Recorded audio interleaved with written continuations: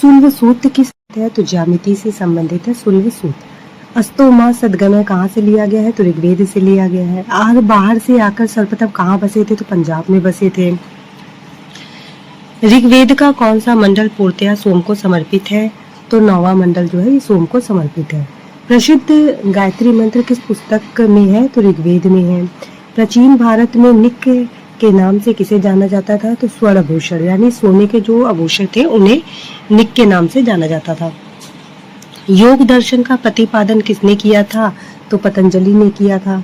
उपनिषद किस पर आधारित है? तो दर्शन पर आधारित है। महाभारत का दूसरा नाम है जय संहिता। विश्व का सबसे बड़ा महाकाव्य कौन सा है? तो महाभारत है।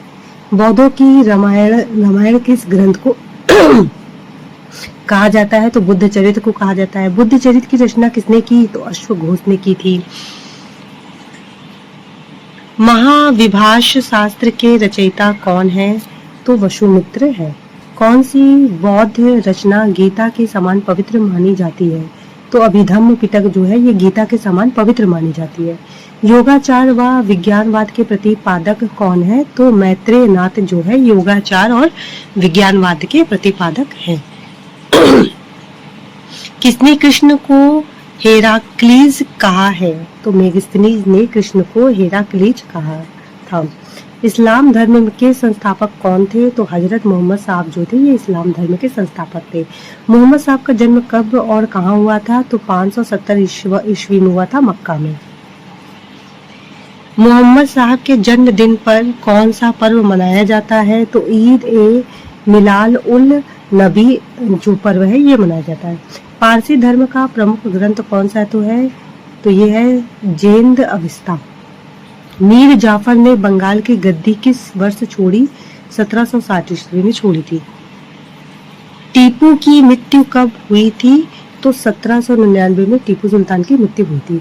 गुलाम वंश को और किन नामों से जाना जाता है? तो इलबारी के नाम से, ममलुक और दास वंश के नाम से गुलाम वंश को जाना जाता है। दिल्ली का पहला तुर्क शासक किसे माना जाता है? कुतुबुद्दीन ऐबक को। किसकी मृत्यु के बाद कुतुबुद्दीन ने स्वयं को लाहौर का स्वतंत्र शासक घोषित किया? तो मोहम्मद गौरी की मृत्यु के बाद कुतुबुद्दीन ने स्वयं को लाहौर का स्वतंत्र शासक घोषित किया था। किस सेनापति की मदद से कुतुबुद्दीन ने बंगाल को अपने अधीन किया था? तो कैमाजी रूमी की मदद से कुतुबुद्दीन ने बंगाल को अपने अधीन किया था।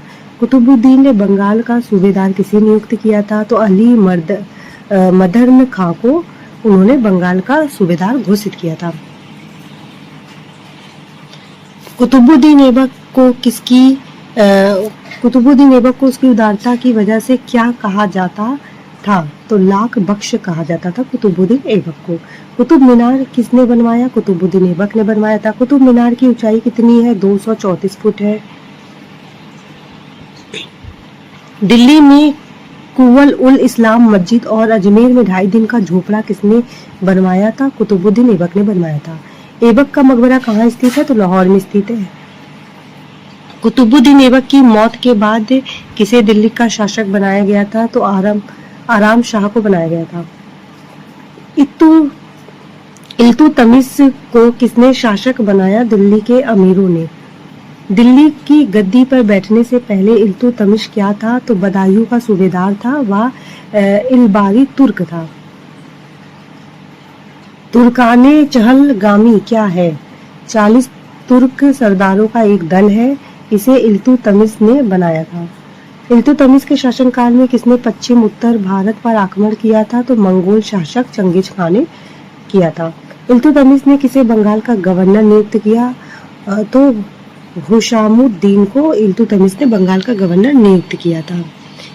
किसने उज्जैन पर आक्रमण कर महाकाल का मंदिर लूटा? तो इल्तुतमिश ने। कब किया था? 1234 से लेकर 1235 ईस्वी में। इल्तुतमिश ने कौन सी व्यवस्था लागू की? तो इक्ता प्रणाली इल्तुतमिश ने लागू की थी।